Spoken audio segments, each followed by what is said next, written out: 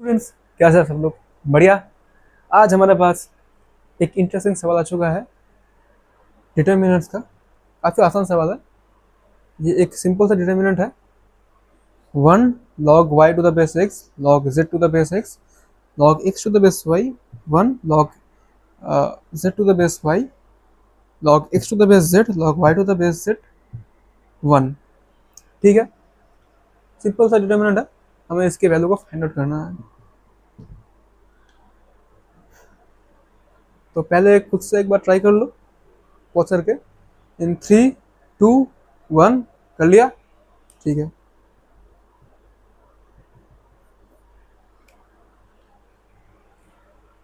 अब देखो, यहाँ पर हम सिंपल लॉगरिथम्स की प्रॉपर्टीज का यूज कर सकते हैं। इस 1 की जगह हम log x to the base x लिख सकते हैं, यहाँ पर log y to the base y लिख सकते हैं, log z to the base z लिख सकते हैं।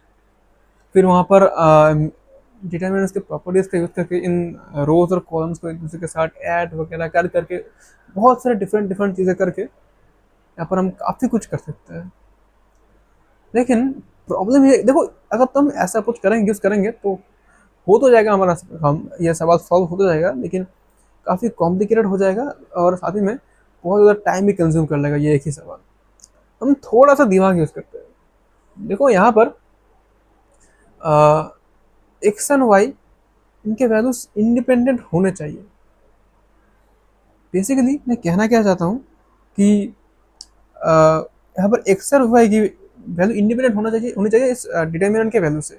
क्यों? क्योंकि यहाँ पर एक्स और वाई की मैं एक्स वाई जेड जेड तीनों की भी मैं कुछ भी वैल्यू एज्यूम कर लूँ, अगर वो मतलब उनकी वैल्यू एज्यूम करने की बात नहीं कर रहा, उनकी वैल्यू चाहे जो भी हो, उनका इस डिटरमिनेंट का जो वैल्यू है, अगर वो उस वैल्यू में एक्स वाई जी वाला टर्म आना है तो वो वैसे भी आएगा।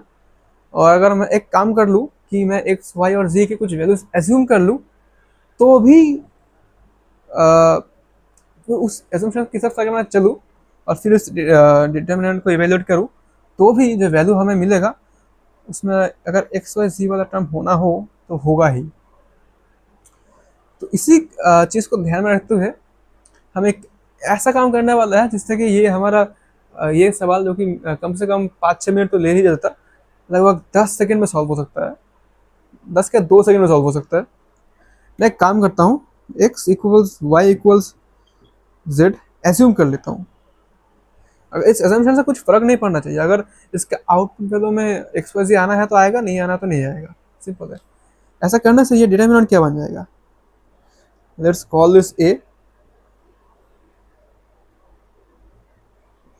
ऐसा करने से ए की वैल्यू हो जाएगी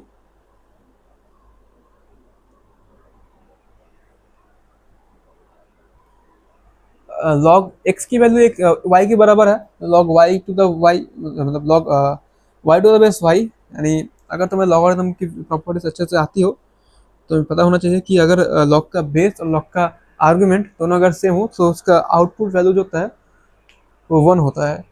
अगर तुम ये सब नहीं पता तो you can definitely check out my logarithm videos. बस पूछ लेना कमेंट में, मैं कमेंट में जाकर लिंक दे दूंगा। खैर, इन सारे लॉगरिथम्स के केस में इनका बेस और आर्गुमेंट वैल्यू दोनों सेम होने वाला है। यानी इन सारे लॉगरिथम्स का आउटपुट 1 ही आने वाला है। 1 1 1 1 1 1।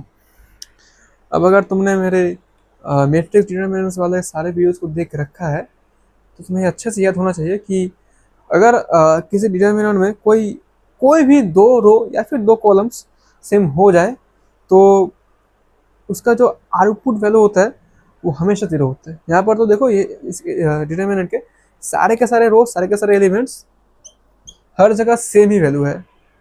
यानी चाहे कुछ भी हो जाए, इसकी वैल्यू हमेशा 0 होने वाली है।